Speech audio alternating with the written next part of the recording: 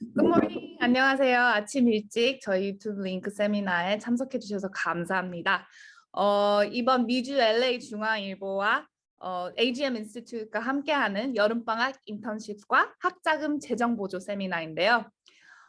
이번 대학 입학 사정이 많은 변화가 있었고 코로나가 이제 점점 없어지면서 앞으로 입학 사정에 어떤 변화가 있을지, 어떻게 어플라이를 하면 되는지, 재정 보조의 진행이 어떻게 영향을 주는지, 진행 방식은 어떤지, 재정 보조가 왜 필요한지 이제 같이 이야기해 보실 텐데요. 이 분야에 대해서 누구보다도 잘 아시는 전문가 저희 AGM 인스티튜트의 리차드 명 대표님 함께 모셨습니다. 안녕하세요.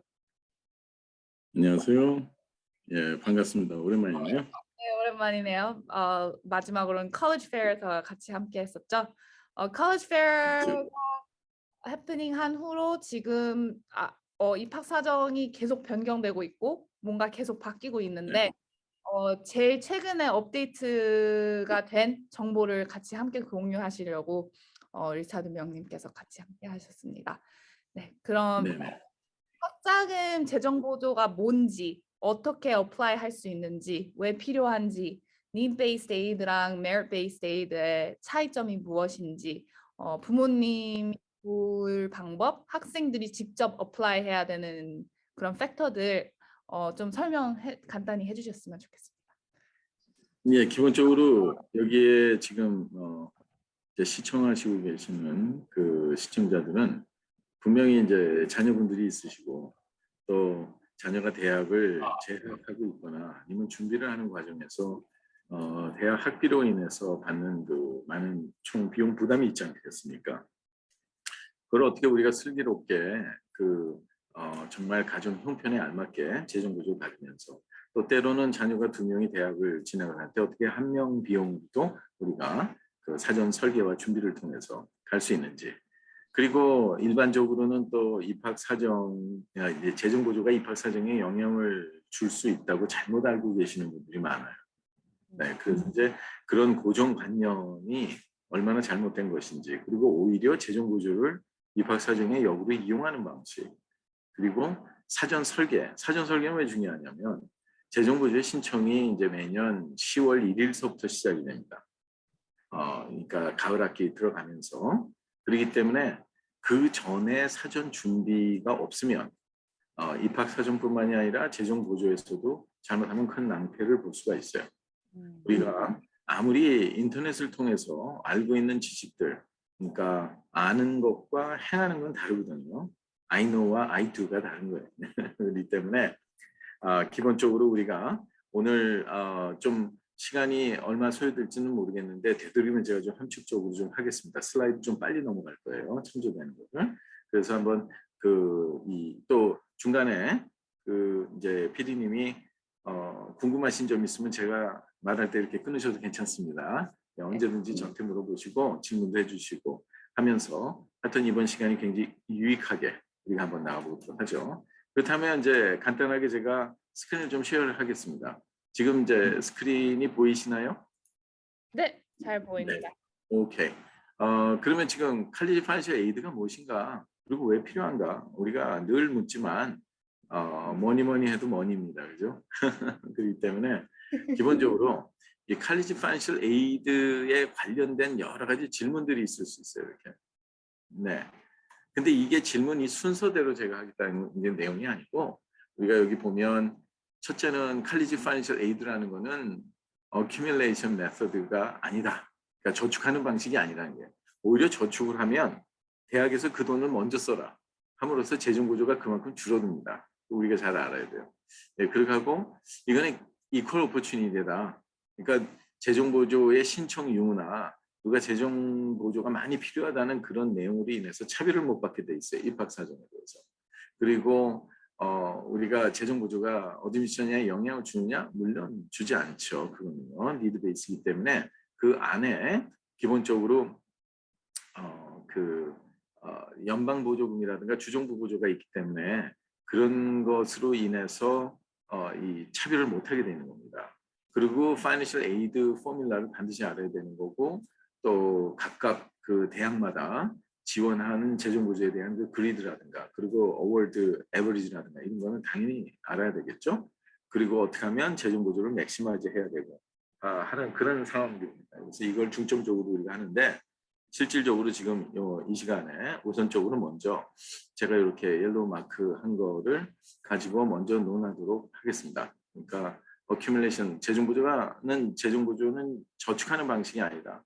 그리고 이퀄 오퍼튜니티다. 그리고 파이낸셜 에이드 포뮬라를 잘 알아야 된다. 무엇보다 재정보조를 받을 수 있는 엘리지빌리티를 보면 학생의 신분이 중요합니다. 이 학생의 신분이 중요하고 부모의 신분은 상관이 없습니다. 그래서 기본적으로 학생은 GPA가 4.0 기준에 2.0만 넘는 그 상관이 없겠습니다. 누구든지 대학만 졸업할 수 있으면 그리고 물론 마약 기록은 굉장히 안 좋지만 딜러만 하지 않았으면 아무 상관이 없겠습니다. 그리고 인터내셔널 스튜던트한테도 재정 보조를 해주고 이제 체류 미비자, 그러니까 신분 미비자라든가 아니면 뭐 신분상 영주권자가 아닌 이런 국제 학생들도 다 재정 보조를 해주는 대학들이 한 176개가 있지만 이 부분은 좀 더 우리가 알아서 약간 까다롭해지는 거니까 자세히 좀 더 알아볼 필요가 있습니다. 예, 그 해당되신 분들 따로 연락 주시고요. 그러면 재정 보조라는 거는 이제 두 가지로 크게 나뉘게 됩니다. 니드 베이스와 우리가 메릿 베이스로 나누는데 이 항상 성적 장학금 같은 이제 이거는 퍼스널 탤런트나 대학마다 상대적이죠. 한 학교를 낮춰서 두 학교를 낮춰서 우리가 지원을 했다, 안정권 지원했다 그러면 장학금을 더 많이 주고 그 학생을 섭외하기 위해서 많은 대학이 노력을 하겠습니다. 그렇기 때문에 상대적인 어워드라고 볼 수가 있고요. 그리고 이제 니드 베이스를 볼 때 그 안에 메릿이 들어가는 거기 때문에 여러분들이 장학금을 많이 받았다 그러면 재정 보조용 지원금에서 그만큼을 빼고 지원을 해준다는 사실을 우리가 알아야 됩니다. 예, 그래서 이제 실질적으로 아직 2022년, 23년 그 대학교의 총 비용이 업데이트 되지 않은 경우, 보통 7월 중순 정도 가야지만이 다 업데이트 됩니다. 그래서 현재는 이렇게 이제 인스테이트과 아웃 오브 스테이트 우리가 캘리포니아를 들면 이렇게 많은 비용 차이가 나겠죠. 근데 이 차액이 한 사람당 주정부에서 재정을 지원을 해주는 겁니다. 그러니까 인스테이트이 아니고 아웃 오브 스테이트, 그러니까 비거주자 학비가 적용되는 분들은 이런 지원을 받을 수가 없기 때문에 기본적으로 우리가 이 재정 보조에 많은 불이익을 당하게 됩니다. 예, 그래서 되도록이면 아웃 오브 스테이트로 지원하지 않는 것이 굉장히 좀 현명한 일이라고 볼 수가 있는데요. 사립대학교들은 대부분 다 8만 불이 넘어가고 여기에 지금 이제 조지아라든가 이런 데는 이제 미국의 내셔널 에버리지에 가깝기 때문에 제가 일부러 이렇게 좀 보여드리는 거고요. 그리고 우리가 원하는 이제 뭐 탑10 스쿨에 들어가는 학교들, 그리고 뭐 예술 학교들이라든가 이런 좋은 학교들은 다들 뭐 요즘에 여기에 한 8만 보통 한 2천, 4천. 근데 예를 들어서 이제 노스 웨스턴이라든가 이런 학교들은 금년도에 뭐 8만 6천 이렇게 넘어가니까 현재 있는 이 피겨에 한 3, 4천 불 정도 더 하시면 되겠습니다. 그 인플레이션으로 인해서 학비가 계속 올라가고 있어요. 예, 그런 반면에 학교에서는 어떻게 하면 비용을 절약을 하고 좀 더 좋은 학생을 뽑을까 하는 게 학교의 가장 기본적인 마케팅 목적이겠죠. 예, 그래서 우리가 이제 가정을 해봤어요. 과연 학자금이 왜 필요한가 그랬는데 그러면 학자금 재정 보조가 없이 혼자 스스로 저축을 했다고 가정을 해보죠. 만약에 총 비용이 7만 2천이 들어가는 그냥 일반 어떤 사립대를 우리가 간다고 가정했을 때 좀 저렴한 사립대입니다. 예, 그랬는데 예를 들어서 이 칼리지 보드에서 우리가 발표하는 거 보면 연간 대략 한 10% 정도의 총 비용의 인크리즈가 있어요. 우리가 그러니까 CPI 인덱스, 컨슈머 프라이스 인덱스, 소비자 물가 지수보다는 대부분이 보통 한 2배에서 3배 정도 빨리 증가하는 것을 우리가 볼 수가 있습니다. 근데 금년도에 현재 인플레이션만 해도 8.3%인데 정말 이대로 어떻게 자녀들 교육비가 앞으로 천정부지로 솟아날지 정말 이 재정 보조에 대한 설계가 없이는 굉장히 힘들어질 전망입니다. 그러면 우리가 과연 아까 말한 그 33만 불이 넘는 돈을 직접 아이가 중학교에 진학하면서부터 연 5% 네트로 세금 낸 다음에 네트로 5%씩 저축을 한다면 과연 얼마나 우리가 1년에 저축을 해야 되죠? 한 4만 1,000불 이상인데 이러면 실제 이 돈을 저축하기 위해서 텍스 브레이킷이 20%이신 분들은 거의 뭐 4만 뭐 한 8천 정도 이상을 벌어야지 그거를 세금 내고 다 저축을 한다는 건데 이렇게 할 수 있는 사람들이 많지가 않습니다. 미국은. 특히 이민자들 가운데는. 그러면 그렇게 이렇게 큰 비용인데도 그런 대학들을 못 들어가서 난리죠. 예, 이게 아주 참 아이러니컬한데 경쟁률이 뭐 13대 1, 14대 1이 보통 넘습니다. 대부분요. 네, 그래서 기본적으로 이 전체적으로 재정 보조가 어떻게 이루어지는지를 다시 한번 우리가 한번 아시는 분들은 다시 한번 리뷰를 하시고 또 모르시는 분들은 아 이렇게 돌아가는 거구나 하고 이거 참조를 하시면 되겠습니다. 대학에 총 들어가는 비용이 있죠. 이 대학에 총 들어가는 비용은 우리가 이른바 말하는 튜션 등록금과 기숙사비, 룸앤볼, 북커스트, 책값, 트랜스포테이션 그리고 각종 피들이 굉장히 많아요. 대학에는. 그리고 퍼스널 익스펜시스까지 용돈이라 그러죠. 이 총 1년에 소요되는 비용을 우리가 이 면적으로 보면 여기서 학생과 부모의 수익과 자산 그리고 몇 명의 학생이 동시에 대학을 등록하느냐 그리고 가족 수 그리고 또 부모의 비즈니스에서 넷월스라든가 이런 게 다 이제 계산이 될 수가 있겠어요. 그래서 기본적으로 이 재정 보조를 계산하는 데 있어서는 우리가 가정 분담금이 계산이 어떻게 이루어지냐면 학생의 수익과 자산을 가지고 학생 분담금 스튜던트 컨트리뷰션이 나오고 부모의 수익과 자산을 가지고 부모 컨트리뷰션이 나오게 되죠. 그리고 이 모든 것이 합쳐서 이 가정에는 이만큼 수익과 자산이 있다는 그 가정 분담금이 계산이 됩니다. 그래서 그 가정 분담금은 어느 대학을 우리가 어플라이하든지 그 총 비용에 그 대학에 해당하는 총 비용에서 가정 분담금이 그 대학에서 적용하는 가정 분담금이 있어요. 이게 우리가 가정 분담을 세 가지로 나누거든요. 페더럴 메서덜리지가 있고 인스티튜션이 있고 컨센서스가 있는데 어느 공식을 정의한지에 따라서 수익과 자산의 포함 범주가 달라지고 가정 분담금 계산이 달라진다는 걸 우리가 알아야 돼요. 예, 근데 이제 물론 부모님들이 어느 학교에서 무슨 공식을 쓰는지를 모르니까 문제가 되는 겁니다. 예, 그럼 그 나머지 차액 이거는 먼저 가정에서 주머니 돈에서 분담을 해야 되고 나머지 금액 financial need라고 그러죠. 요 금액이 재정 보조를 받을 수 있는 총 대상 금액이 되는 겁니다. 그래서 거기서 우리가 주립대학과 사립대학 나눠지는데 주립대학은 이제 거주민 등록금이 적용되는 인스테이시 있고 비거주자 학비가 적용되는 아웃 오브 스테이시 있겠죠. 그래서 거주민 이제 등록자 거주민들한테 주는 재정 보조는 이 파이낸셜 니드 금액의 대학에 따라서는 다른데 내셔널리 보면 대개 한 60에서 72% 사이 정도가 돼요. 학교마다 다 다릅니다. 어느 정도의 재원이 있는지에 따라서. 그런데 우리 캘리포니아 같은 경우는 좀 다르죠. 캘리포니아는 뭐 휘발유값도 전국에서 제일 높은 주 중에 하나고 물론 하와이가 더 높지만 이 기본적으로 여기서 이 학생한테 지원해주는 캘그랜트라는 제도 때문에 거기에 자격 조건만 되면 이제 우리가 고등학생 경우는 GPA가 3.0, 언웨이티드가 3.0이 넘어야 되고 재학생 경우는 2.5만 되면 되는데 그러면 이제 부모의 수입에 따라서 우리가 차이가 납니다. 그 수입도 가족 수에 따라서 또 달라지기 때문에 자세한 내용은 따로 여쭤주시기 바라겠습니다. 대략 80에서 86% 정도 우리가 받을 수가 있고요. 그리고 그중에서 무상보조금이 차지하는 비율이 한 55에서 65% 정도 우리가 보면 되겠습니다. 대학 무상보조라는 건 이제 그랜트 스칼라십이라든가 안 갚아도 되는 것들 제일 좋아하는 것들이죠. 예, 그리고 나머지 유상보조는 몸으로 떼어서 일을 해주는 워크스터디 프로그램이라든가 뭐 1년에 해봤자 맥시멈 4,000불밖에 주지 않습니다. 보통 1,500에서 2,500 사이 정도인데 그리고 학생 융자 아니면 부모 융자 우리가 그게 한 30에서 45% 정도 돼요. 근데 우리가 여기서 알아야 될 게 재정 보조를 주는 그 서포터들 우리가 이렇게 보면 연방 정부가 있고 주 정부가 있고 대학이 있고 또 부모가 있다는 걸 아셔야 돼요. 그렇기 때문에 입학 사정을 할 때의 서플먼 애플리케이션 같은 걸 요구하는 사립대학에서 과연 당신의 부모가 얼마나 서포트할 수 있느냐 그랬을 때 그 액수를 기재하는 거 굉장히 주의해야 됩니다. 왜냐하면 그만큼 할 수 있다면 진짜 그만큼 안 줘요. 그러니까 본인이 적어 넣는 만큼은 못 받습니다, 그거는요. 그렇다고 무조건 제로 이렇게 하면 그것도 양심적이지 못하다 그래서 오히려 불이익을 당할 수도 있는 거죠. 재정부도 담당관이 기분 나쁘게 생각하면. 그러니까 그거는 이제 자기 가정의 가정 분담금을 제대로 계산을 해서 대강 거기서 몇 퍼센트 정도를 적느냐. 요거는 그야말로 노하우예요. 그래서 그런 걸 알고 싶은 분은 따로 연락 주시기 바라겠습니다.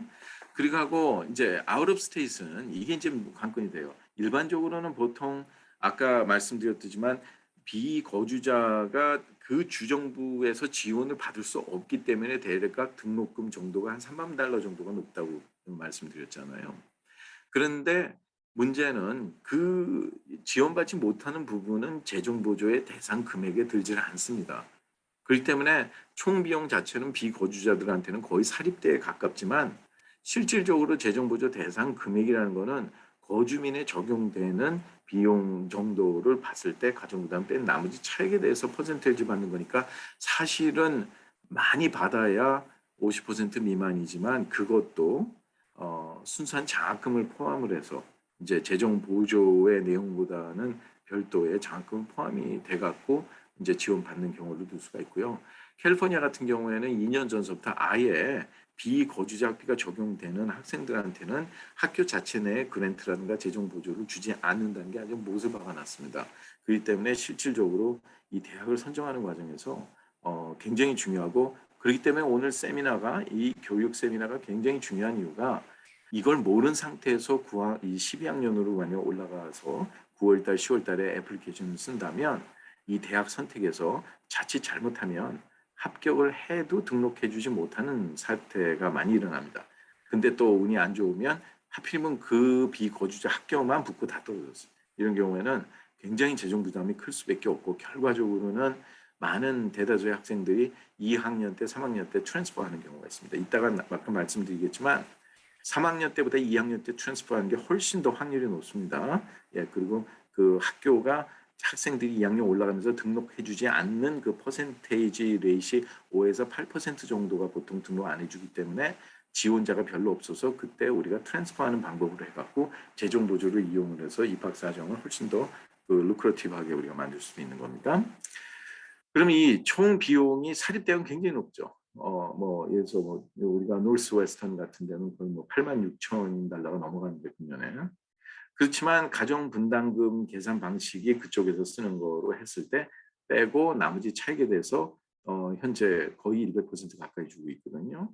그러니까 사립대학은 가정 분담금을 제외한 나머지 금액에 대해서 92에서 100% 정도 주는데 조지타운 예를 들면 100%를 다 지원하고 있는데 그중에서 무상보조금 안 갚아도 되는 게 보통 일반 사립대학들이 70에서 86%만 지금 현재 에버리지 83% 주고 있고요. 이런 기본적인 그 데이터베이스를 명확하게 알고 있을 때 자녀가 어느 대학을 가야지 마음 놓고 지원을 할 수 있으며 또 합격한 후에도 가족이 얼마나 재정적인 부담을 덜 수 있고 또 입학 사정하는 과정에서 학교끼리 경쟁을 유발할 수 있어요. 재정보조 잘 주는 데와 재정보조 안 주는 데를 같이 우리가 넣는데 재정보조 덜 주는 데를 우리가 만약에 더 선호하는 경우도 있겠죠. 특히 아트스쿨 같은 경우에는 그렇습니다. 아트스쿨은 재정보조가 굉장히 좀 적은 편이에요. 그런데 일반적인 재정보를 잘 주는 잘 살 때를 같이 했을 때 아트스쿨에서 꼭 이 학생을 원할 때 이 종합대학에도 아트의 메이저가 있는데 학교에서는 당연히 고려를 해서 장학금 조금이라도 더 매칭을 해줘서 학생을 유치하려고 하겠죠. 만약에 그 학생이 등록을 안 해주면 세컨 베스트를 뽑아야 되니까 학교 입장에서는 굉장히 불리하다고 생각을 하겠죠. 그래서 이렇게 이 재정 보조에 대한 이 다이어그램은 굉장히 중요한 의미를 갖습니다. 그래서 이 근간을 두고 이제 여기서부터 사전 설계가 우리가 시작이 되는 거라고 보시면 되겠습니다. 따라서 앞으로 대학을 지원을 할 때 이 인스테이트 거주자 학비가 적용되는 자기가 사는 주에 있는 대학 아니면 사립대학을 위주로 지원을 하시는 게 훨씬 더 유리하다고 보겠습니다. 그럼 Financial Aid Procedure가 뭔지를 알아야지 재정보조의 신청과 진행 방식을 이해할 수가 있겠죠. 이제 기본적으로는 제일 중요한 게 이 1, 2, 3, 4, 5 그리고 finalization. 이 중에서 여러분들이 뭐라고 생각하시는지는 모르겠지만 이 중에서 가장 중요한 거는 우리가 항상 넘버 원 좋아하죠. 바로 이 1번입니다. 예, preparation and planning. 왜냐? 재정부조 신청을 하는데 좋은 데이터가 정보가 들어가야지 좋지 않은 정보를 실수로 잘못 기재를 했는데 좋은 재정 보조를 바랄 수가 없겠죠. 그러니까 이 입학 원서를 쓸 때 우리가 재정 보조를 하지만 실질적으로 이렇게 들어가는 재정 보조에 대한 거를 사전에 검토해서 준비하는 건 가장 중요한 일 중에 하나입니다. 우리가 애플리케이션으로 보통 연방 보조금, 주정부 보조금만을 가지고 운영이 되거나 이제 학교에서 요구하는 서류가 간단한 팹사를 요구한다거나 이럴 때는 대개 이제 주립대학이라고 볼 수가 있어요. 거기는 연방 보조금, 주정부 보조금, 학교 자체는 그랜트는 굉장히 적으니까 그걸 가지고 해서 이제 계산을 해서 하지만 일반적으로 우리가 자녀들이 등록하기 원하는 좋은 사립대학들, 미국에 약 2,900여 개 대학이 있습니다. 그 중에서 이제 좋은 대학들이 얼마나 많겠습니까? 그러니까 부모님의 관점에서 생각하기보다는 학생의 관점에서 우리가 여기에서 자라나서 여기서 태어나서 여기서 뼈를 묻을 거라면 이 미국 방식에 맞게 좋은 귀족 학교를 보낸다든가 이런 여러 가지 있는데 그런 대학에서는 대부분이 연방정부 팹사에서 넘는 데이터가 106개 문화밖에 안 해도 그거 어떻게 우리가 수만 달러에 달하는 재정 보조를 해줄 수가 있느냐. 좀 더 자세히 알아야겠다. 그래서 칼리지 보드를 통해서 칼리지 스칼라십 서비스 프로파일 즉 CSS 프로파일 요구하게 된 거죠. 요즘에는 그 트렌드가 주립대학도 이걸 많이 요구하기 시작했어요. 그러니까 사립대학 공식을 쓰겠다는 겁니다.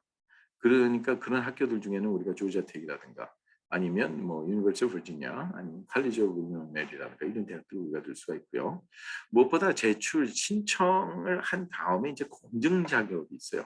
그게 우리가 아이닥 시스템에 가입된 대학들은 아이닥 시스템을 IDOC를 통해서 그쪽으로 모든 서류를 보내야 되는 거고 그리고 수입이나 자산이나 현재 상황에서 재정이 많이 차이 나는 부분들이 있죠. 왜냐하면 특히 대학을 등록하는 시점보다 2년 전에 수입을 가지고 현재 자산 기준으로 우리가 진행을 하기 때문에 자산도 그러니까 팹사가 프로세스되는 날짜 기준으로 우리가 보는 거기 때문에 만약에 작년도에 재작년도에 만약 큰 어떤 뭐 집을 팔았는데 어느 어카운트에 넣었는데 거기서 이자가 2천 몇백 불이 나왔다, 3천 불이 나왔다.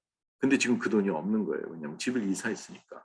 그러면 학교 입장에서는 볼 때 세금 보고서상에 이렇게 돈이 있고 이게 어느 은행까지 찍혀 있어요. 그 스케줄이 나오기 때문에 스케줄 D라든가. 그럼 거기서 기본적으로 그럼 이만큼 돈이 있는 거 아닌가? 그런데 왜 이 학생은 이거밖에 안 적었지? 그래서 반드시 질문을 하게 되고 어디시 들어가게 됩니다. 이제 그걸 잘 디펜스할 수 있어요. 그리고 어떤 경우가 있냐면 수입은 적은데 지출이 많아요. 그래서 뭐 1년 보고는 뭐 4만 5천 달러밖에 안 했는데 검증하는 과정에서 그냥 한 달에 한 7천 불씩 예를 들어서 그 익스펜스가 나간다면 그것 또한 어떻게 답변을 할 것인가. 그거 제대로 처리를 안 하게 되면 학교에서는 오히려 7천 불 쓰기 위해서 얼마를 벌어야 되느냐. 까꾸리 역산해갖고 거기에 가정분담을 증가시켜서 그것 또한 언택스드 인컴, 세금 안 낸 인컴이 그만큼 있는 거 아니냐. 해갖고 오히려 더욱더 큰 불이익을 당하게 됩니다. 그렇기 때문에 재정 보조라는 건 이퀄 오퍼튜니티고 이퀄하게 진행이 되지만 학교에 우리가 이제 한국말 이런 말이 있어요. 운전사마입니다. 예. 그러니까 중요한 거는 학교 담당자가 평가를 할 때 있어서 이거 어떻게 보느냐 되게 중요한 거죠. 그러니까 재정 보조가 나왔는데 마냥 좋아할 필요는 없어요. 왜냐하면 분명히 우리 뭐 8만 2천 달러 들어가는 데서 6만 8천 불 받았다 그러면 정말 할렐루야지 일반 사람. 그래서 그러면 그 학교는 뭐 예를 들어 거의 한 달에 한 학기에 7천 불만 내면 등록을 하는 거니까 아빠가 얼마나 자랑스럽게 생각하겠어요. 그래도 우리가 해서 야 이렇게 받을 수가 있어? 이거 내가 난생 처음으로 태어나서 내가 직접 우리 아들이랑 같이 이거 했는데 근데 나중에 보니까 6만 8천이 아니라 7만 2천을 받아야 되는 거예요. 원래는. 학교에서 주고 있는 그 형편의 평균 액수가 7만 2천인데 에버리지가 이 가정은 6만 8천밖에 못 받았는데 나중에 알고 보니까 4천 불의 무상 보조가 그랜트가 덜 나온 거예요. 그럼 그래도 기뻐하겠냐 이거죠. 당연히 기뻐해야지 무료로 받았는데 사실은. 예, 하지만 이퀄한 오퍼튜니티에서 최소한 대학 등록금 총 들어간 비용의 10% 이상의 예를 들어서 우리가 변동이 있다 그러면 문제가 상당히 있는 거예요. 그거는요. 에버리지라는 거는 정확하게 받은 애도 있지만 더 많이 받은 학생도 있고 덜 받은 학생도 있다는 말이거든요. 학교에서는 전략적으로 그렇게 합니다. 100명이라면 뭐 그러니까 50명은 정확하게 표준대로 나와요, 진짜. 그리고 25%더 많이, 25%더 적게. 제가 코넬이라고 얘기는 안 하겠습니다. 네.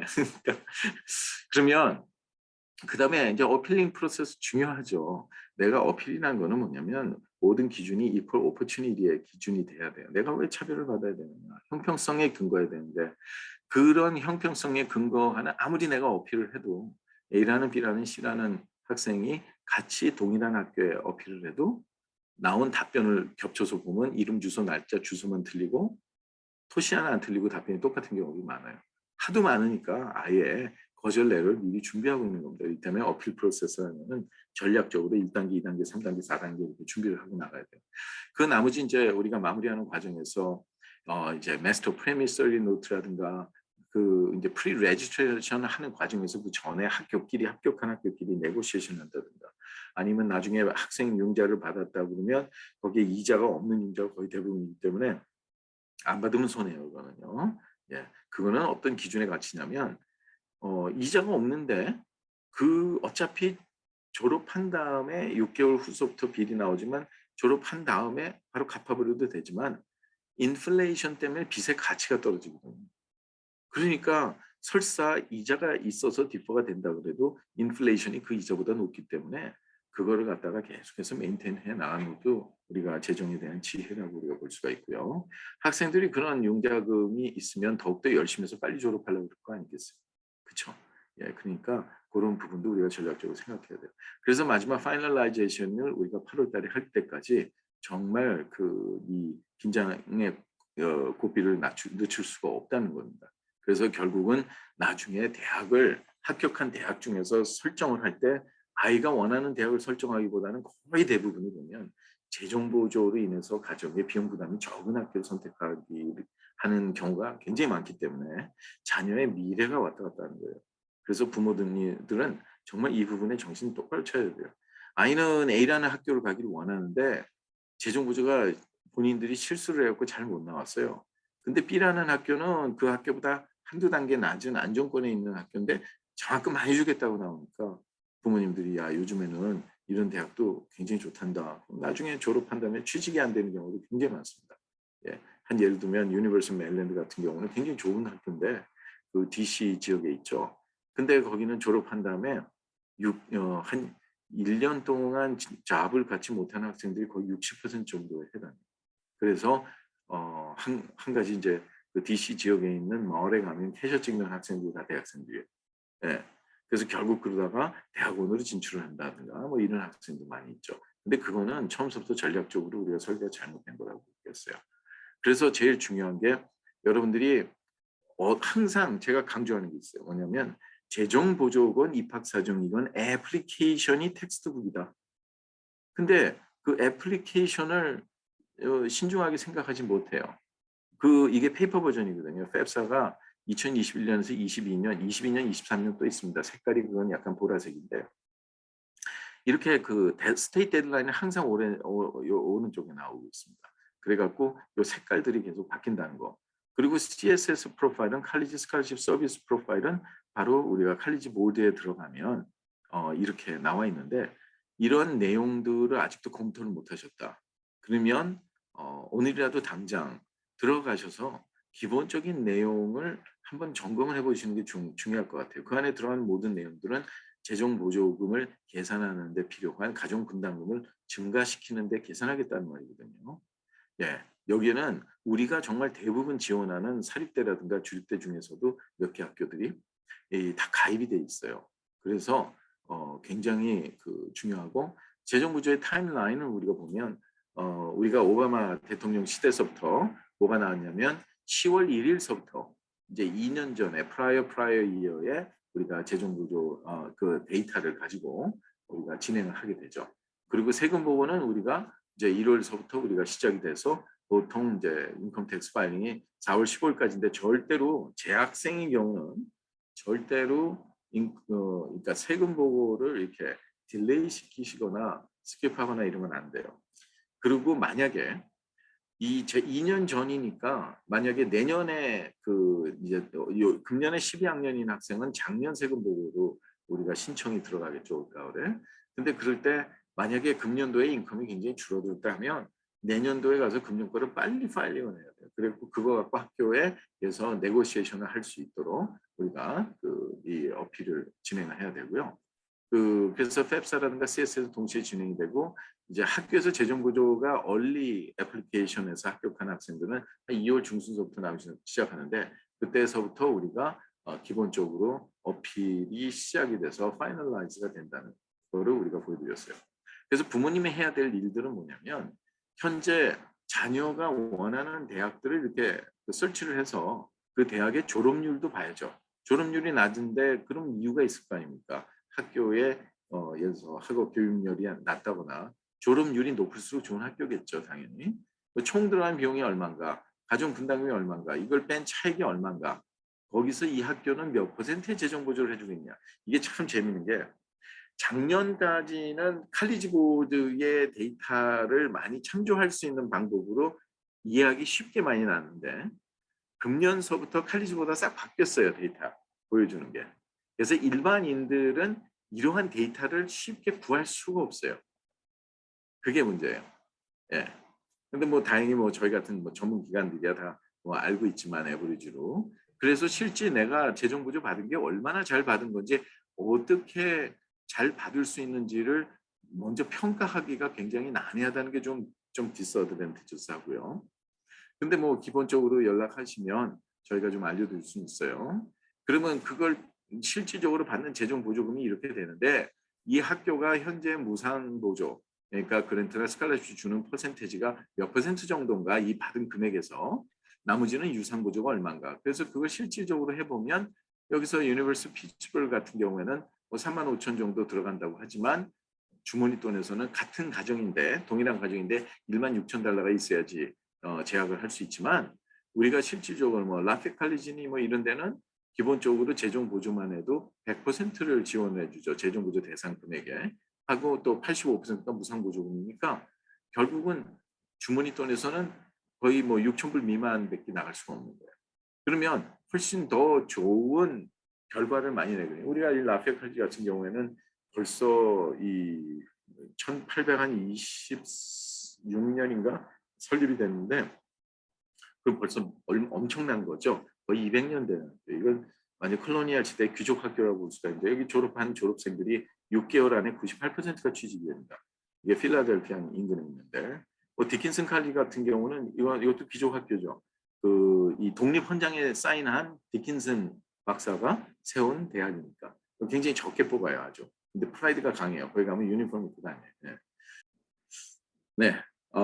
특히 재정 보조로 우리가 진행을 할 때 유의해야 될 사항, 메이저 커먼 미스테이크 우리가 알아야 되잖아요. 보통 항상 보면 제가 교육 세미나나 이런 프레젠테이션 뒷부분에다가 이 내용을 말씀드렸는데 그보다는 오늘 같은 경우에는 이제 어드미션 사이드를 제가 이제 얘기를 할 거기 때문에 여기서 짚고 넘어가는 게 좋겠어요. 우리가 쉽게 만들 수 있는 미스테이크 우리가 이제 여기 쭉 해서 먼저 제일 중요한 게 라이센스가 없고 경험이 부족한 프로페셔널한테 진행하는 것처럼 위험한 게 없어요. 왜냐하면 조그만 미스테이크 하나가 수천 불에서 몇만 불의 재정 보조의 차이가 나기 때문에 특히 부모의 수입과 자산을 우리가 따져보죠. 첫째, 수입을 우리가 다루려면 2년 전에 우리가 수입을 하면서 실질적으로 살아가기 충분한 W2라는 어떤 인컴이 있는데 아니면 너무너무 많은 프로핏이 넘어온다든가 이런 것들을 기본적으로 우리가 뭐 IRA라든가 뭐 아니면 또 어떤 분들은 Roth IRA, 뭐 401k, 403b, TSP 이런 플랜들을 통해서 절약하고자 하는데 그거 독약이에요. 이따가 설명드리겠지만 그거는 컨트롤이 가능하기 때문에 입학 재정보조 담당관들이 볼 때는 그거를 본인이 학자금을 쓸 수 있는데도 불구하고 본인들이 예를 들어서 뭐 본인은 세금도 절약하고 은퇴연금도 쌓으면서 그걸 못하는 사람들과 동일하게 받겠다는 그 시도 자체를 불순하게 생각합니다. 그래서 오히려 언택스드 인컴으로 간주를 해갖고 훨씬 더 가정 분담금이 더 올라가 버려요. 그래서 그건 굉장히 독약인데 우리가 그런 거를 하나 디스커션 할래도 최소한 시큐리티 라이센스도 있어야 되고 경험도 풍부해야 돼요. 재정부조 공식도 알아야 되고. 그런데 이제 요즘에 가장 커다란 문제가 뭐냐면 이제 학부모님들이 좀 머리를 많이 쓰죠. 뭐 학원 하나 등록하는데 이런 거 동시에 같이 다른 데는 다 해주는데요. 뭐 이렇게 나가시는 분들이 있어요. 근데 그거 굉장히 위험한 겁니다. 그래서 이거 대서방 역할만 해서 되는 게 아니에요. 그래갖고 사고 나갖고 문제가 커지는 경우들이 굉장히 많은데 뭐 한두 푼이 차이가 나는 게 아니에요. 잘못해갖고.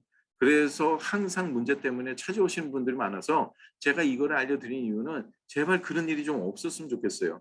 그런 사고들이 나기 때문에 오히려 정상적으로 제가 도움을 드릴 수 있는 분들의 시간을 많이 잡아먹어요. 예, 그렇기 때문에 그런 거. 그리고 자산 하나도 똑같습니다. 자산 하나도 어떤 게 뭐 브로커리지 어카운트가 있다, 뭐 스탁이 있다, 뭐 이런 거 얘기 한마디만 하려도 라이센스 없이 불법이에요, 그건 다.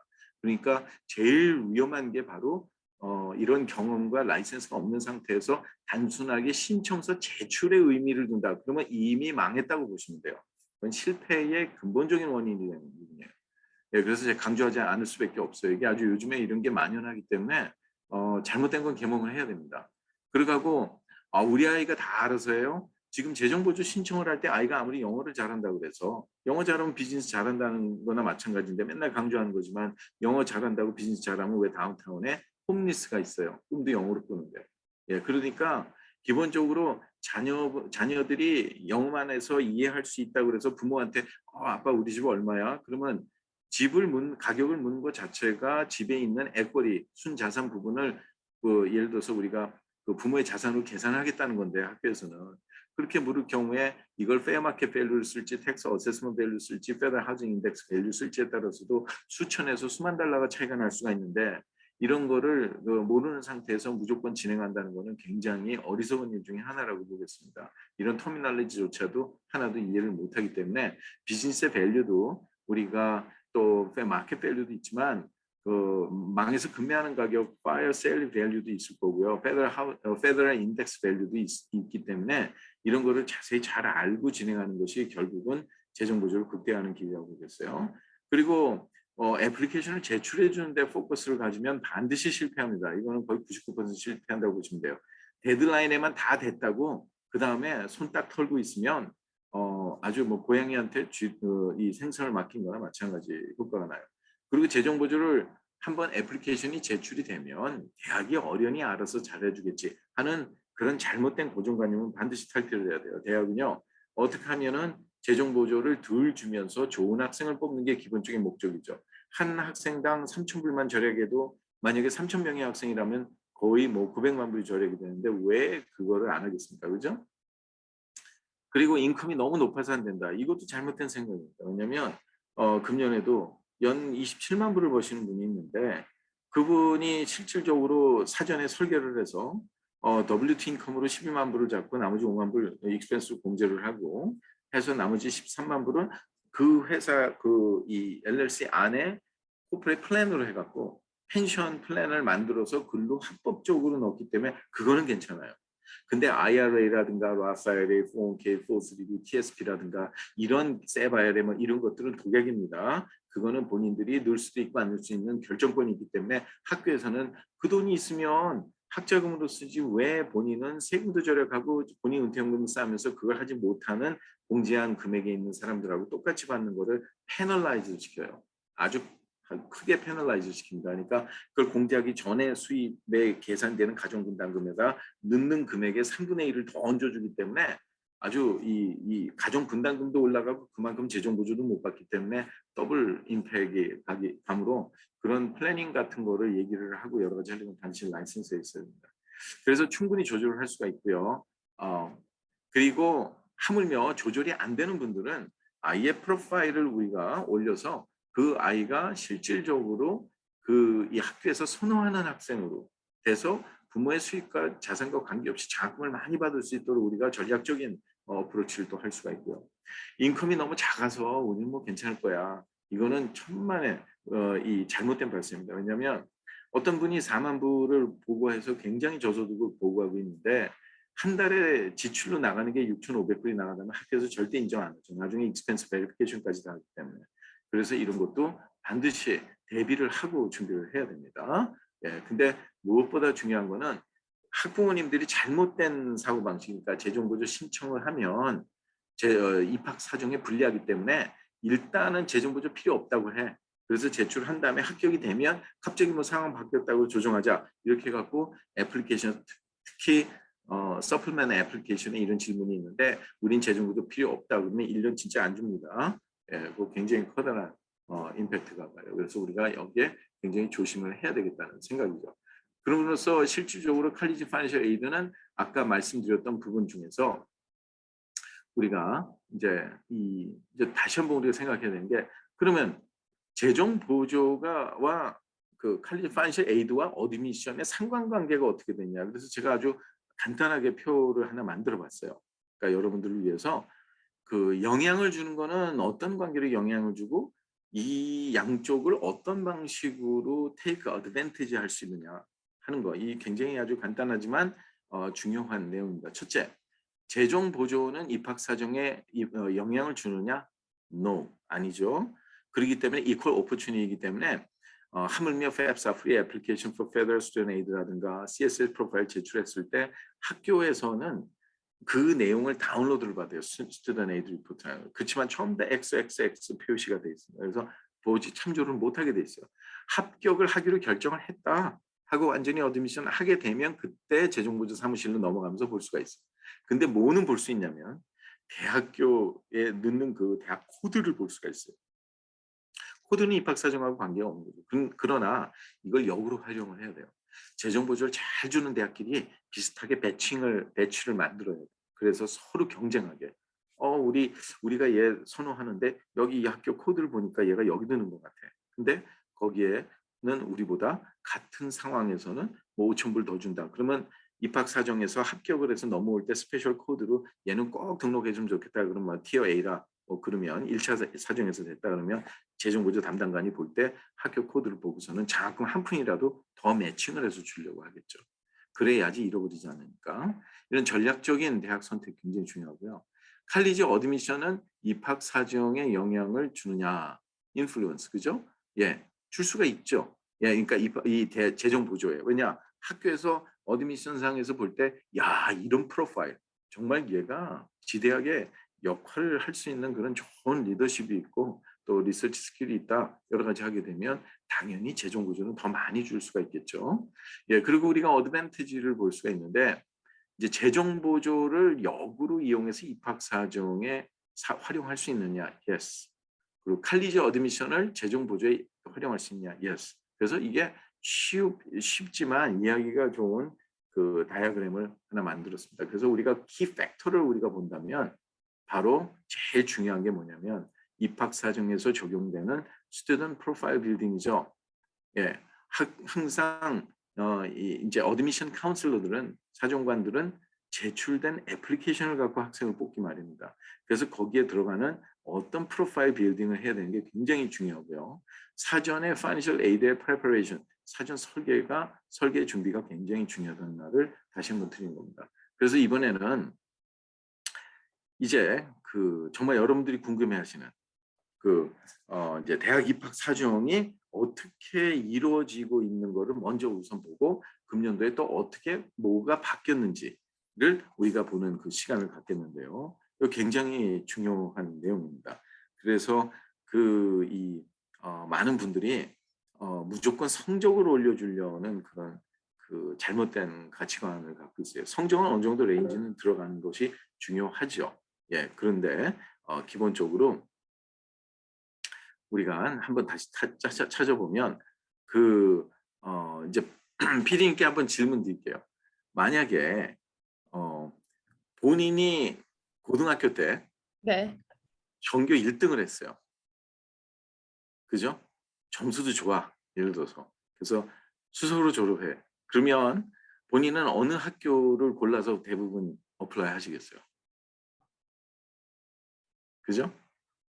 대부분 다 아이비, 탑 10. 네, 그렇죠. 그렇죠? 명문대에다가 지원하시. 그렇죠. 네. 예, 부모님들은요, 네. 자제분들이 성적표가 뭐 4.0 올레이다 막 그러면 막 익사이팅해요. 예를 들어서 뭐 AP 스코어가 뭐 5가 4개에다가 뭐 4가 한 2개다 뭐 여러 가지 하고 뭐 SAT 스코어가 한뭐 1500, 한 70, 80, 90 뭐 나왔다 막 그러면 뭐 다들 이거 반드시 뭐 얘는 뭐 안정권이야 뭐 이렇게 생각하고 있거든요. 야, 근데 이제 우리가 이걸 잘 봐야 돼요. 왜냐면 자, 지금 이제 2021년, 22년 데이터는 이제 전체적인 데이터는 이게 조금 늦게 나옵니다만 20년, 21년에 이미 27,000개 고등학교에서 370만 명이 졸업했어요. 근데 그중에 40만 명이 프라이빗 스쿨이에요. 그러면 27,000명의 수석 졸업생과 차석 졸업생이 나오죠. 밸레딕토리언이야, 그죠? 예.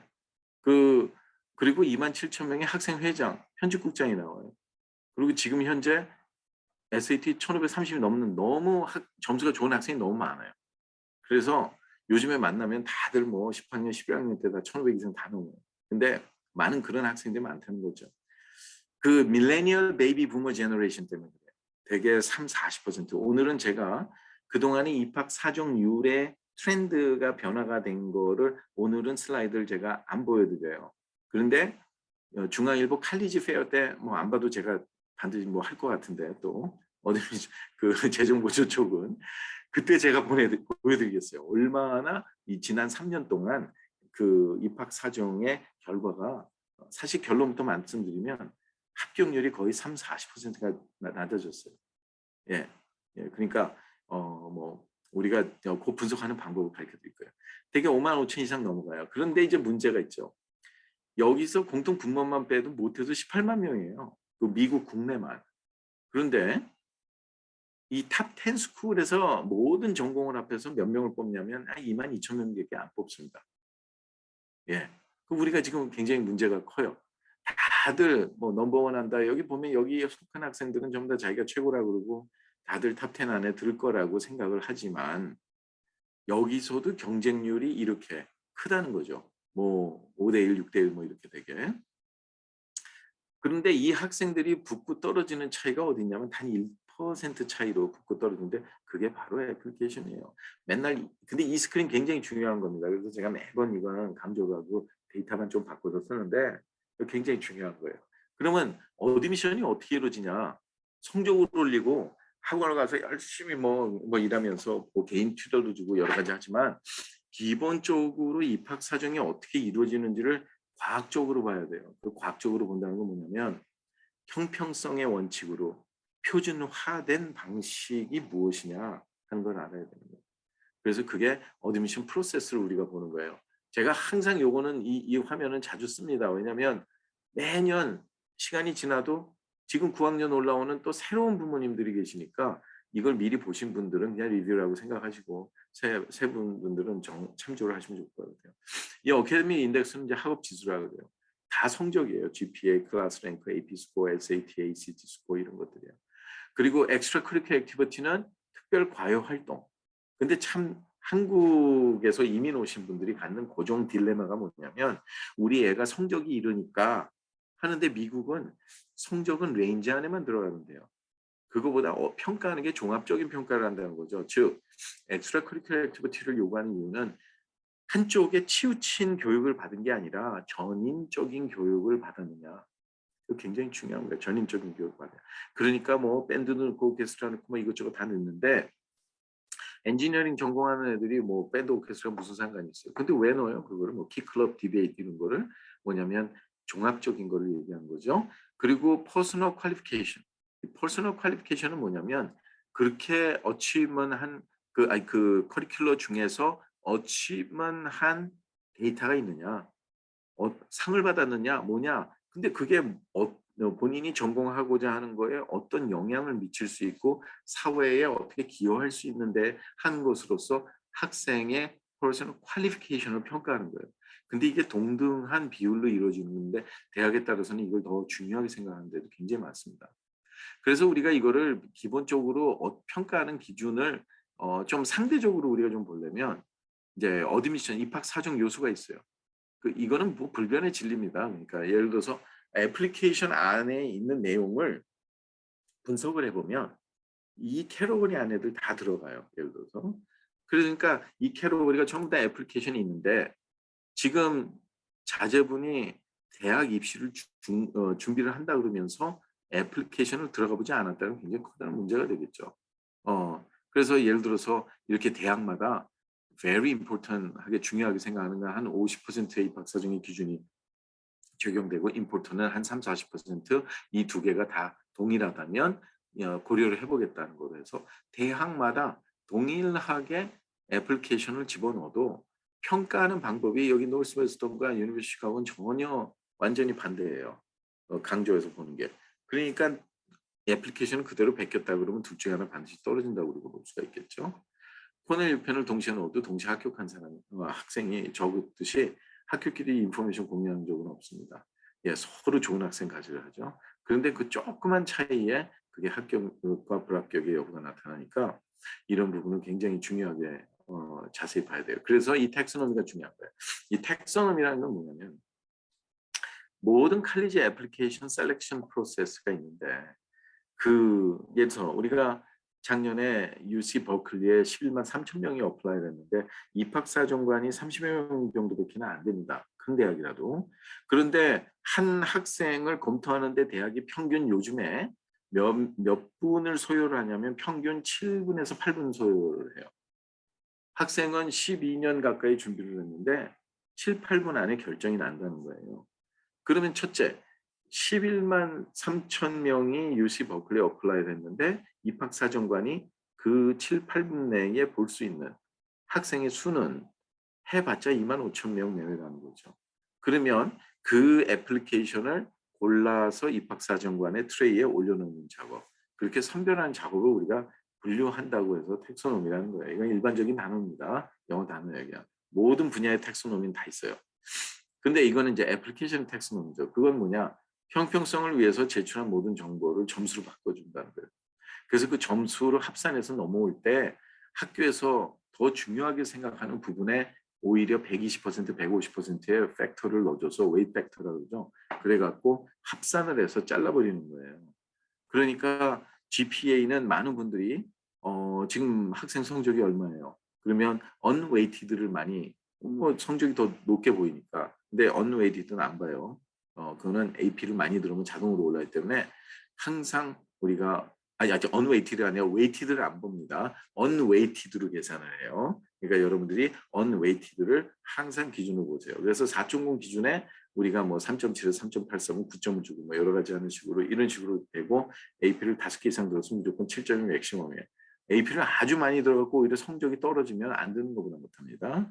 그런 식으로 이렇게 입학사정에서 성적 쪽이 차지하는 비율이 이렇게 포인트로 나눠지는데 자칫 잘못하면 요 1점 사이에 1포인트 사이에 7, 8천 명의 입학사정의 결과가 달라질 수도 있다는 거죠. 근데 그거보다 더 중요한 부분들이 있다는 걸 아셔야 돼요. 아까 말했듯이 우리가 엑스트라 커리큘러랑 퍼스널 퀄리피케이션이 있었는데 non-academy achievement rate 이게 엑스트라 커리큘러겠죠 사실은요. 그래서 내셔널이나 인터내셔널의 어치먼트 레코드가 4군데 이상의 어치먼이 있으면 5점을 주고 스테이시나 리저널 어치먼에 3군데 이상이면 4점을 주고 뭐 significant area에 2군데 이상이면 3점을 주고 뭐 한 군데다 그러면 2점을 주고 근데 만약에 여기서 3점 정도를 받을 수가 있으면 기본적으로 퍼스널 퀄리티 레이팅이 4점을 받아요. 이게 clear evidence of excellent interpersonal quality clear evidence가 있습니다. 근데 여기서 말하는 significant area가 뭐냐 이거예요. 많은 분들이 뭐 축구도 하고 뭐 양궁도 하고 수영도 하고 뭐 별거 다 하죠. 펜싱도 하고 그러면서 막 엑스트라 뭐 바이올린도 하고 피아노도 하고 그런데 우리가 정말 잘 알아야 되는 게 이 significant at the area level이라는 게 입학사정관이 보는 것 중에 가장 중점적으로 보는 것 중에 하나가 리서치하고 인턴십이에요. 근데 리서치 인턴십을 토대로 해서 리더십이 나타나는 거니까. 예. 그래서 기본적으로 아무리 많은 거를 해도 뭐 3관왕을 했다 똑같은 부분에 그건 한 에어리아일 뿐입니다. 특히 뭐 피아노를 뭐 스테이트에서 넘버원을 했다. 굉장히 자랑스럽죠. 하지만 피아노 전공으로 가지 않는 이상 그냥 탤런트 어빌러리일 뿐이에요. 예. 그래서 그게 거의 영향을 주지 않는 학교들도 있고 그걸 프리파하는 학교들도 있죠. 뭐 유니버시티 시카고라든가 USC라든가. 예. 그렇기 때문에 우리가 이걸 정확하게 그 성적에서 1점 올리는 것보다는 지금 남은 기간 동안에 돌아오는 올 가을에 12학년 올라가는 학생이라면 이번 여름은 굉장히 활용을 해야 될 겁니다. 예. 그리고 recommendation, 추천서도 점수로 다 바뀌는 거예요. 어떤 단어가 들어가냐에 따라서. 그리고 에세이는 물론. 에세이도 조심해야 됩니다. 예를 들어서 뭐 유명한 학원들 다 좋아요. 그리고 거기에 최고 가는 사람들이 잘 해주는 건 좋지만 비즈니스적으로 하다 보면 한 사람이 한 학생, 그러니까 에세이를 다뤄줄 수 있는 그 학생의 숫자가 많아야 기껏 한 7, 8명이에요. 그 이상 다룰 수가 없어요. 예, 그런데 만약에 학원에서 비즈니스를 한다 그러면 60케이스, 70케이스, 80케이스 다 해야지 그분들이 먹고 살 수가 있는데 하다 보니까 그 밑에 에디터들, 에세이 에디터들 두는 게 퀄리티가 입증 안 된 분들이 많아요. 아직 학생들도 있고. 그런 경우에는 예를 들어서 얼리 애플리케이션의 발표가 12월 15일에서 18일 사이에 나는데 13일에서 18일 사이에 나는데 그때 본인들도 학기말고사예요, 대학에. 그런 경우가 아주 문제가 되죠. 그러니까 A라는 학생이 잘 써온 거를 조금 바꿔서 C라는 학생한테 어플라이 할 수도 있고 이렇게 하다 보면 라이팅 스타일이 다 갖춰지는데 그러면 내가 모르는 사이에 이미 입학사정관 테이블에 올라가지 않게 분류가 돼서 떨어지는 경우들이 많아요. 가끔 가다가 편지를 받는 때가 있어요. 이거 네가 쓴 거 맞냐? Someone else랑 라이팅 스타일이 너무 비슷하다. 이렇게 나오는 경우는 올라는 갔는데 지적이 된 거예요. 상당히 불안하죠. 그 예를 들어서 플레저리즘이라든가 굉장히 미국에서는 중요하게 생각하기 때문에 그걸 잘못 처리해주면 뭐 합격도 취소가 될 뿐만이 아니라 굉장히 앞으로 커리어에 대한 불이익을 많이 당할 수가 있기 때문에 굉장히 조심해서 해야 됩니다. 물론 그걸 피해갈 수 있는 좋은 방법들도 여러 가지가 있지만 오늘은 그걸 제가 트레이닝하는 시간은 아니기 때문에 넘어가겠습니다. 그러면 important admission factor, 이 important admission factor가 중에 우리가 말하는 SAT, 아까 질문하셨어요. 이제 얘기를 하신 것 중에 SAT를 요구하지 않는 학교들이 많아져요, 요즘에. 그죠? 예, 팬데믹 때문에. 근데 문제는 이제 디지털 SAT가 나왔어요. 스탠다드 테스트 업데이트는 뉴 디지털 SAT가 지난 벌써 3월 달에 한번 1차가 치러졌습니다. 근데 그게 어떤 방식으로 바뀌었냐? 옛날에는 이제 가문 종이 신문 그 이렇게 이 시험지를 나눠주고 그 자리에서 다 했지만 이젠 그런 컨택을 안 하고 이제 다 랩탑을 가지고 해요. 요즘에 랩탑 없는 데가 없잖아요, 학생들이. 그래갖고 디지털 SAT, 즉 랩탑을 통해서 시험을 쳐요, 시험장에 가서. 그런데 거기에 이제 문제의 유형이 어떻게 바뀌었냐면 머줄이 있습니다. 머줄이 계속 SAT 머줄이 있는데 머줄 하나를 내가 푸는데 성적이 잘 안 나오면 머줄 2가 더 어렵게 나와요. 그게 틀리면 더 어렵게 나와요. 제출한 다음에 바꿀 수가 없어요. 그래서 어렵게 나와서 우리가 마치 GRE 시험 치듯이 성적 좋은 학생은 점점 전투하고 거기에서 안 좋은 학생은 오히려 점점 더 점수가 안 나오게 그렇게 만들어 놓은 게 요번 이제 우리가 말하는 디지털 SAT예요. 그래서 SAT가 다시 부활을 지금 했고 학교가 그동안에는 팬데믹 때는 GPA만 보고는 도저히 모르겠는 거예요. 그리고 어떤 리서치나 인턴십에 커다란 어떤 그 스탠다다이즈 시킬 수 있는 팩터를 많이 적용을 못 했었기 때문에 굉장히 그 학생을 선정하는 데는 입학사정관 테이블에 올랐다 그러면 에세이가 많이 좌우를 했지만 이제는 이제 전부 다 디지타이즈화 하면서 이제 SAT를 요구를 많이 해요. 그러니까 SAT를 요구를 안 하는 게 SAT를 제출하지 않아도 된다만 했지 제출해도 된다는 말이기도 하거든요. 그럼 제출하면 더 이득이 있다는 말이기 때문에 반드시 SAT는 하시는 게 좋습니다. 네, 그거는 굉장히 중요하다고 저는 봐요. 네, 그렇게 하고요. 점수가 SAT나 ACT 점수가 낮았을 때도 같이 보내는 게 그거는 학생마다 다릅니다. 어떤 학생은요, SAT 점수는 낮은데 AP 스코어가 높은 경우가 있어요. 굉장히 그건 유리한 상황이에요, 사실은. 왜냐하면 또 GPA랑 봤을 때 AP 점수는 낮은데 GPA가 굉장히 높아요. 그거는 안 좋은 경우죠. 왜냐하면 AP가 내셔널 이그잼인데 이 마치 서브젝트 테스트 같은 건데 그런데 1에서 5까지 점수가 나오지만 예를 들어서 AP 점수는 낮은데 GPA가 높다는 그 학교가 GPA를 잘 주는 학교, 즉 inflated GPA라고 볼 수 있겠어요. 한국말로 말하면 싸구려 GPA다 이런 식이죠. 사실은요.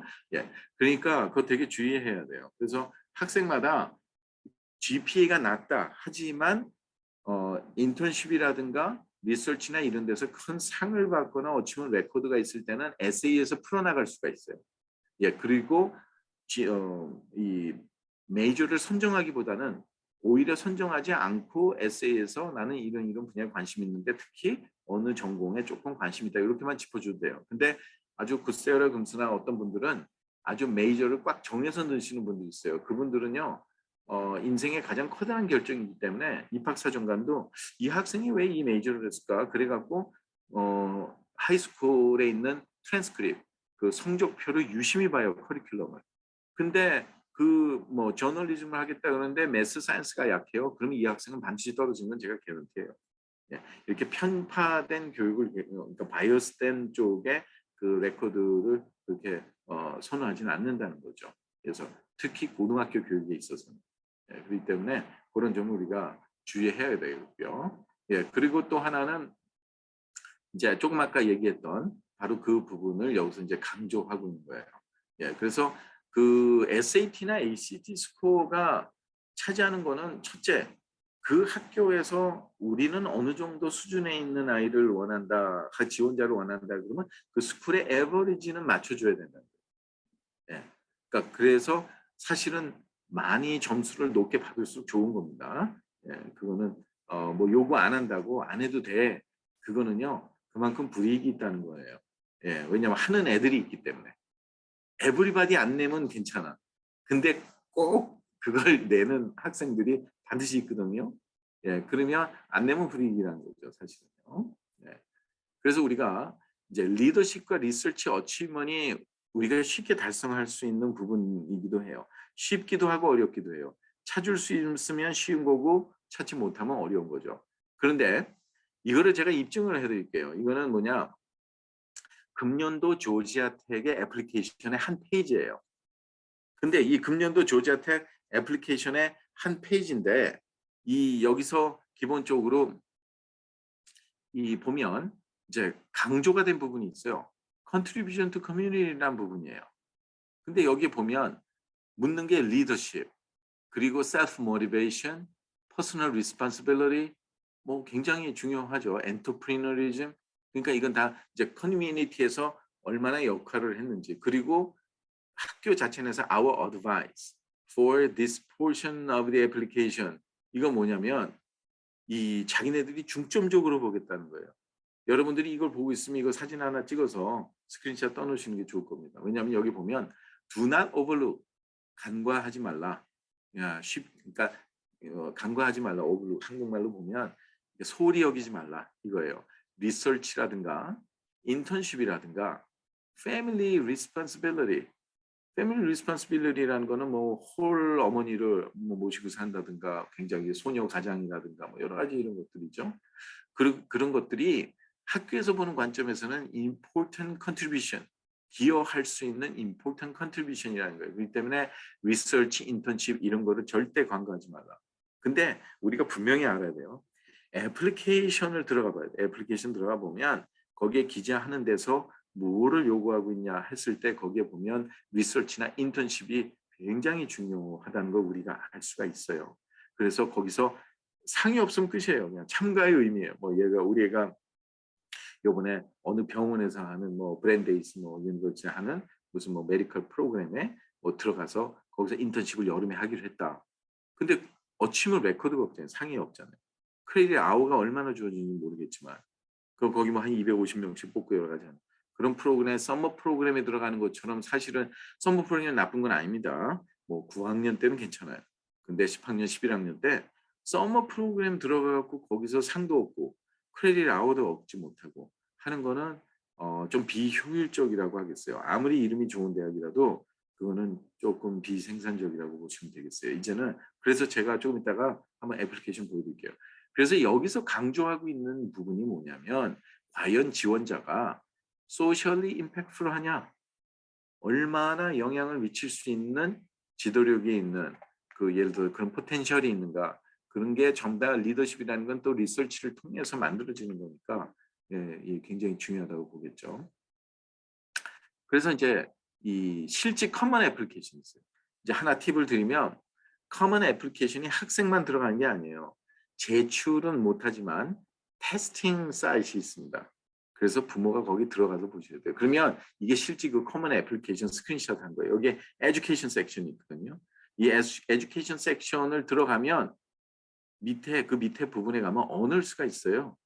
근데 이 어널스를 눌러보면 거기에 5개를 그 언어를 넣으라고 나옵니다. 기재를 하라고. 그러면 이거 굉장히 중요한 거거든요. 몇 학년 때 어떤 거를 했는데 그 여기 레벨 오브 리커그니션이 스쿨 레벨이냐, 스테이트 아니면 리저널이냐, 아니면 내셔널이냐, 인터내셔널이냐 이거를 물어보거든요. 왜냐? 다 점수로 바꾸기 위해서예요. 그러니까 아무 준비 없고 성적만 무조건 높았다가 뭐 그렇죠. 되게 SAT 잘 나온 학생들이 공부만 하고 이런 거 하나도 예를 들어서 그 만들기가 힘들죠. 그러다 보니까 나중에 어떻게 됩니까? 결과적으로는 뭐 10월 달에 가서 애플리케이션 제출하기 직전에 뭐 엄마, 뭐 아빠 이거 나 2개밖에 못 줬겠는데 그런 감점되는 거예요. 이게 굉장히 중요한 거예요. 그러니까 많은 분들이 착각을 하고 있는 게 얘가 뭐 여러 가지 커뮤니티의 봉사를 갖다가 이렇게 여름마다 해갖고 내가 뭐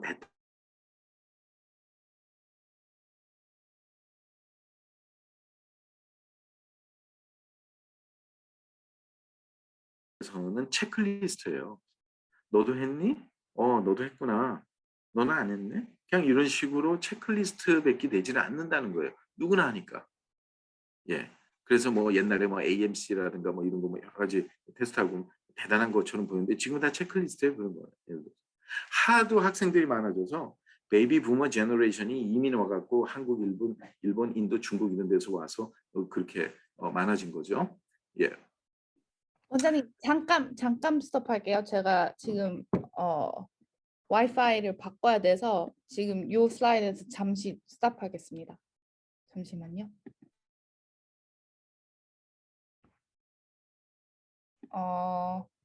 됐어요.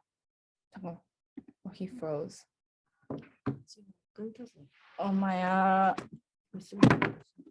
I don't know. 됐다. 됐어요? 네, 다시 시작하시면 될 것 같아요.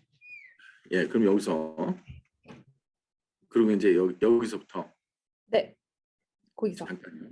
제가 여기서 이제 화면이 넘어가는 과정 서부터 붙이시면 돼요. 네. 네, 그래서 이제 그 리서치 그리고 리더십, 인턴십 그게 칼리지 어드미션을 위해서 하는 거. 근데 이걸 제가 보여드리는 이유는 뭐냐면 정말 이 부분을 매니팩처링을 하기 위해서 만든 프로그램들이에요, 따로. 이 어떤 뭐 비즈니스 때문에 만든 게 아니에요. 예. 그런데 정말 입학 사정을 잘 알고 있으면 요걸 단기간 안에 지금 모자란다면 반드시 해야 될 부분들을 지금 말씀드리고 있는 건데 이런 리소스가 어디 들어가 있냐면 저희 그 agminstitute.org, agminstitute.org 들어가시면 그런 내용을 모아놨어요. 재밌는 게요. 거기에 애플리케이션이 없습니다. 애플리케이션에 리퀘스트 폼밖에 없어요. 예, 저희가 그걸 비즈니스로 하는 게 아니기 때문에 대신에 저희가 1년에 한 1,000가정 정도가 멤버들로 움직이기 때문에 제가 그런 큰 좋은 특히 아이비리그 출신들로 이루어진 모든 그런 프로그램들하고 크게 제가 네고시에이션을 해서 굉장히 저렴하면서도 굉장히 그 혜택이 되는 프로그램들을 모아놨어요. 그러니까 집약을 시켜놨다는 거죠. 그래서 우리가 보면 이제 칼리지 어드미션의 리소스로 우리가 들어오면 첫째, AGRIP라는 게 있어요. 이게 어드밴스 글로벌 리서치 인턴십 프로그램인데 이거는 뭐냐면 이제 8학년이나 9학년 때부터 언제든지 할 수 있는 거예요. 그냥 롤링 어드미션이 되는데 IB를 졸업한 멘토들이 있어요. 그러니까 그래서 기업체에서 보통 연구소나 기업체에서 7년에서 20년 정도 경력이 돼 있는 그런 분들이 한 100, 한 20명 이상이 있어요. 그래서 모든 분야, 자녀가 관계에 있는 모든 분야에 이제 그런 멘토들을 매칭을 해서 맞춰서 거기서 보통 이제 10 세션 하면 한 4개월에서 6개월 정도 걸리는데 짧으면 3개월. 그래갖고 거기서 원하는 분야 쪽으로 그 프로젝트를 해요. 그래갖고 리서치를 해서 나중에 페이퍼가 나오는데 그거를 이 박사급 되는 사람들이 인터내셔널 온라인상에 퍼블리시를 해줍니다. 학생은 못해요. 퍼블리시를. 그렇기 때문에 어마어마한 영향을 줄 수가 있어요. 이게 이제 어드밴스 글로벌 리서치 인턴십 프로그램이고요. 그다음에 이제 요즘에 팬데믹을 지나면서 입학 사정관들이 가장 중점적으로 보는 게 얼마나 학생이 이 지원자가 소셜리 임팩트풀하냐. 그래서 리더십도 있고 그런 임팩트풀 하기 위해서 아웃컴 나온 게 뭐냐 했을 때 요즘에는 다 인공지능이에요. 하물며 청소기 로봇도 인공지능이죠. 전화 한 통화해도 뭐 에어라인 하나 전화해도 전부 다 보면 그 이 로봇콜이라든가 모든 게 다 그렇게 나가죠. 그래서 자기가 원하는 분야 쪽에서 뭐 예를 들어서 하물며 그 이 자율주행카라든가 또 헬스케어 시스템이라든가 또 아니면 크리미널 인베스티게이션, 뭐 로우 앤 오더라든가 아니면 스탁이라든가 바운드 뮤추얼 펀드라든가 이런 거를 마켓의 데이터를 어떻게 수집하고 하는 그런 거에 대한 엔진을 이 자기 나름대로 구성을 해서 만들 수 있는 게 전부 다 인공지능입니다. 그래서 그 이 자녀들이 이건 저희가 여름에 딱 한 번밖에 없어요. 여름에 이제 오늘 요번 여름에는 6월 20일인데 지금 마감일은 거의 5월 30일 잡기 때문에 그렇게 해서 우리가 1년에 많이 뽑지도 않아요. 그냥 작년에도 우리가 22명 정도로만 구성을 해서 했는데 엄청나게 좋은 효과를 많이 냈죠. 왜냐? 세션이 두 개인데 그 기본적으로 그 한 세션을 마칠 때마다 370만 명 중에서 요 20여 명 미만만 되는 학생들이니까 글로벌 리더십 어워드를 주고 글로벌 리서치 어워드를 줘서 텍소노미 포인트가 거의 6에서 7점이 올라가거든요. 그래서 우리는 이제 be wise 해야 돼요. 예. 그래서 특히 우리 중앙일보 구독자들 들로만 요번에는 제가 이렇게 디스클로즈를 제가 해드리는 거예요. 왜냐면 우리 회사 저희 이제 인스티튜트 자체 내에도 우리가 한 1만 명 정도의 그 예를 들어서 텍스트를 제가 인포메이션 보내드리는 분들한테 한 분도 보낸 적이 없어요 지금. 예, 그러면 이 AI 쪽이라는 게 굉장히 중요해요. 여기는 IB 출신으로 되게 스탠포드, MIT, 듀크, 콜롬비아 그 이렇게 많이 이루어져 있어요. 그 박사들이나 석사들이 가르쳐주는 프로그램인데 월요일에서 금요일까지 이제 2주가 한 세션으로 이루어져 있거든요. 그래서 이거는 여러분들이 제일 중요한 게 부모님들이 지금 커먼 애플리케이션 먼저 들어가 보세요. 그래서 거기서 자녀가 예를 들어서 기재할 수 있는 내용에 제한이 있다 그러면 반드시 이거를 해서 어치먼 레코드를 만들어 줘야지 입학 사정에서 굉장히 도움이 된다는 것만 여러분들이 유념하시면 되겠고요. 또 하나는 이제 저희가 단체로 이제 에서 이 딜을 했던 게 이제 그 아이빌리그 튜터들로만 이루어져 있어요. 한 17명 되는데 굉장히 저렴하게 해갖고 1대1 개인 교습도 가능하고요. AP 아주 쪽집게라고 보시면 돼요. 이분들이 보니까 쓰는 교재가 달라요. 저도 예를 들어서 이제 셋째가 막둥이가 둘이 있는데 셋째가 9학년이거든요. 근데 벌써 한 1570점 나왔어요. 한 6개월 만에 엄청나게 그러니까 원원원이에요. 1대1로 되는 건데 시간을 정해서 그래서 그쪽에서 보내주는 문제를 실제 문제를 다 풀고 그 점수까지 낸 다음에 결과를 보내고 틀린 것만 하기 때문에 굉장히 효율성이 높아요. 일반 학원 같은 데 가면 문제 푸는 시간까지도 가리키는 시간에 포함을 해서 다 계산하지만 굉장히 저렴해요. 그래서 이렇게 해서 학생들의 성적을 함양하고 이제 SAT 요번 8월 달에 있는 거는 7월 달에 우리가 그 세션 일주일을 해서 완전히 파이널 그 쪽집게로 해갖고 하루에 3시간씩 검토해주는 그 클래스가 있는데 뭐 한 550불밖에 안 해요. 너무너무 저렴하고 예, 그 일반 학원에서는 쫓아올 수는 없는 프로그램들이 있다. 그래서 이렇게 해서 기본 리소스가 우리 웹사이트를 제가 그냥 스크린샷 뜬 건데 일부러 약간 블러리하게 처리를 했어요.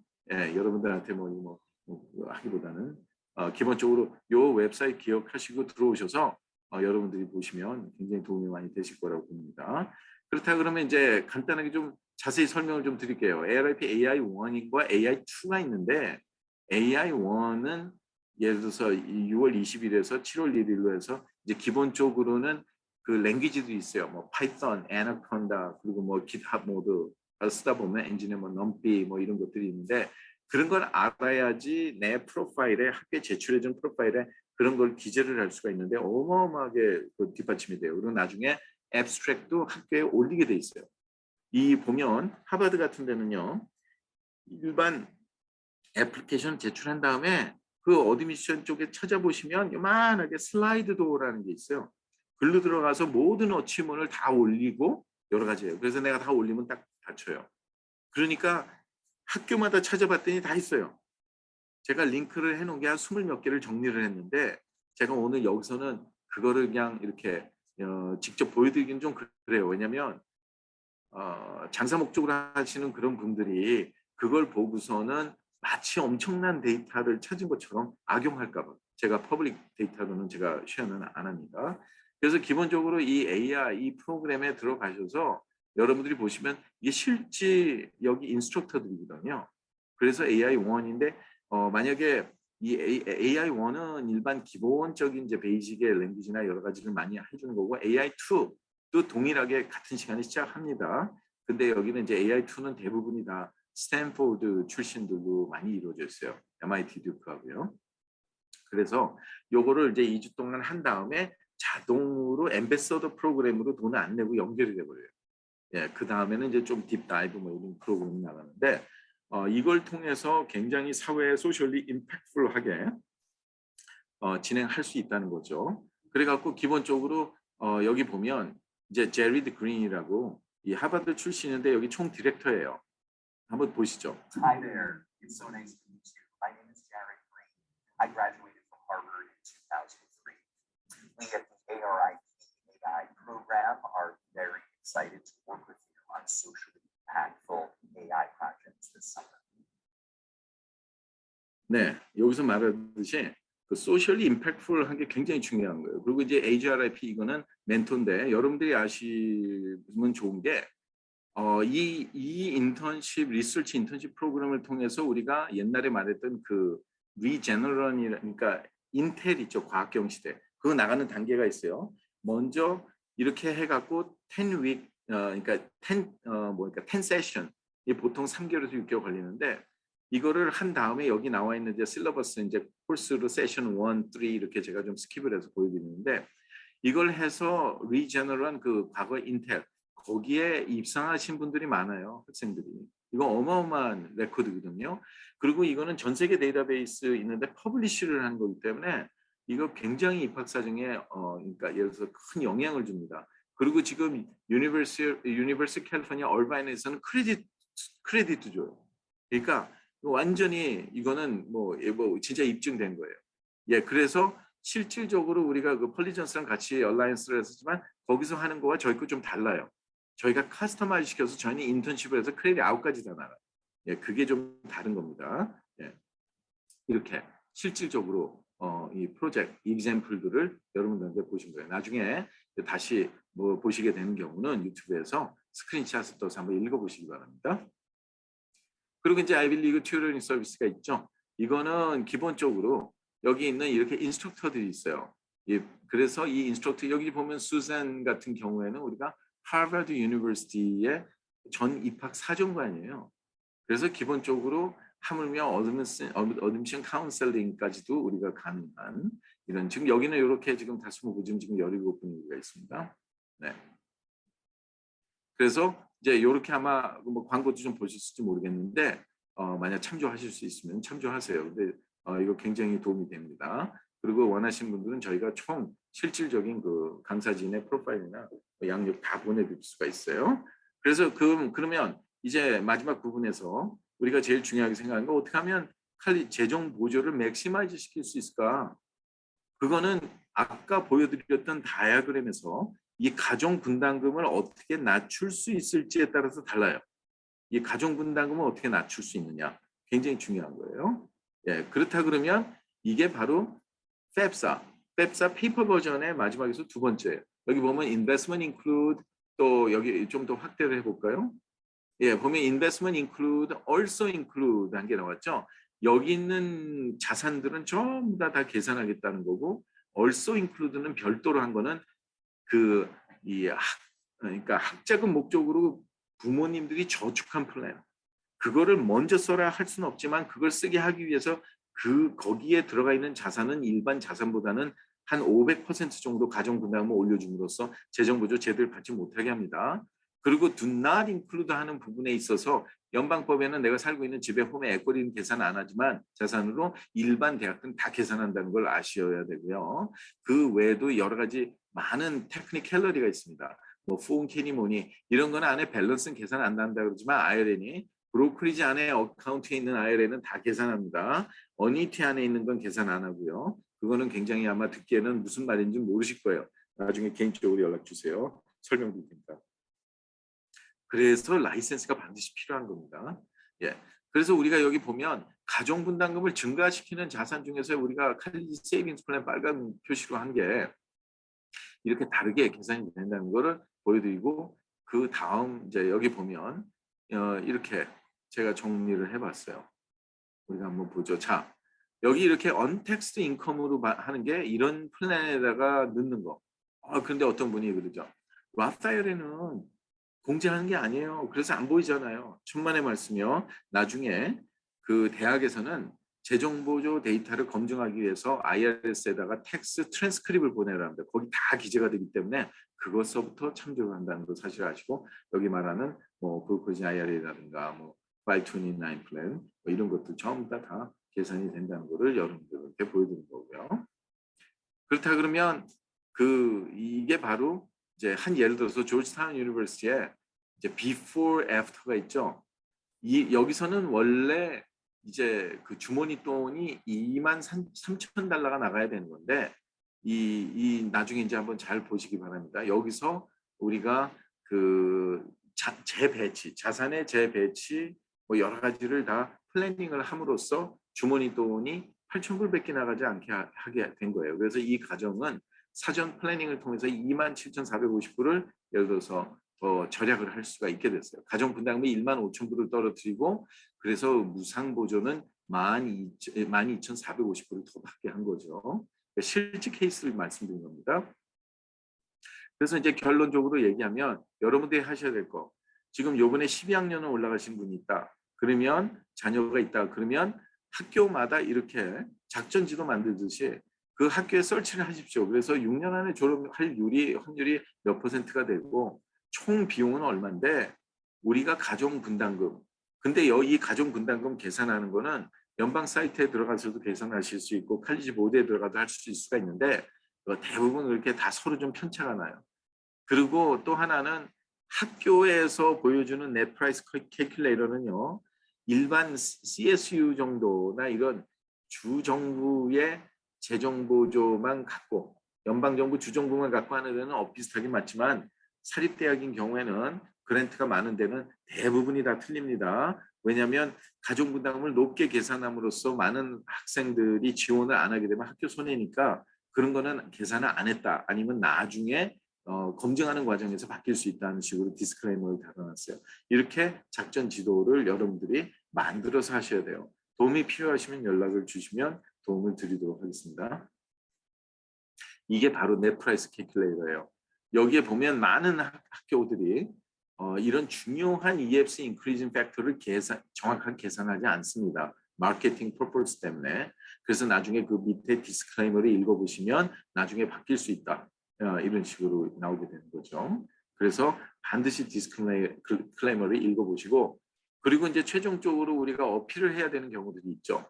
예를 들어서 이제 학교마다 어필을 할 때 이제 이게 재정보조가 제대로 나온 것이냐 아니면 무상보조가 덜 나오고 유상보조가 많이 나온 것이냐 아니면 평균치보다 아예 다 둘 다 덜 나오신 거냐 이거를 해서 재정보조를 3차에 걸쳐서 이 학생의 경우에는 35,500에서 45,500으로 1만 불의 그랜트를 더 우리가 받아낸 경우고요. 이 경우는 예를 들어서 이제 그러니까 잘못된 겁니다. 유상보조가 더 많이 나오고 무상보조가 덜 나온 거를 이것도 한 3차에 걸쳐서 해서 무상보조를 이렇게 7,675불을 그랜트를 더 받게 된 거죠. 이 그랜트는 니드 베이스의 그랜트입니다. 재정보조요. 그러면 1학년 때 잘 받아야지 2학년 올라갈 때 대학은 그거를 기준으로 예산을 편성하기 때문에 처음부터 잘해야 되는데 그걸 놓쳤다 하더라도 어필을 통해서 조정을 못 받아도 그 다음 연도를 위해서 그런 기록을 남겨놓는 것은 굉장히 중요하다고 우리가 보겠습니다. 예, 그래서 이제 여러분들이 하셔야 될 것. 첫째, 자녀에 맞는 칼리지 설치를 하시고 그다음에 재정보조 데이터를 비교를 해서 대학을 선별해낸 다음에 그 학교에서 요구하는 어드미션의 중점적인 팩터를 뽑아서 비슷한 팩터끼리 모아갖고 그 대학의 애플리케이션에 따라서 이제 우리가 이 준비를 해나가는 과정이죠. 그럼으로써 합격률도 높이고 그리고 재정 보조도 더 잘 받을 수 있도록 우리가 준비를 해나가는 거예요. 그래서 기본적으로 오늘 여러분들한테 중점적으로 이제 말씀드렸던 분들이 바로 이런 거.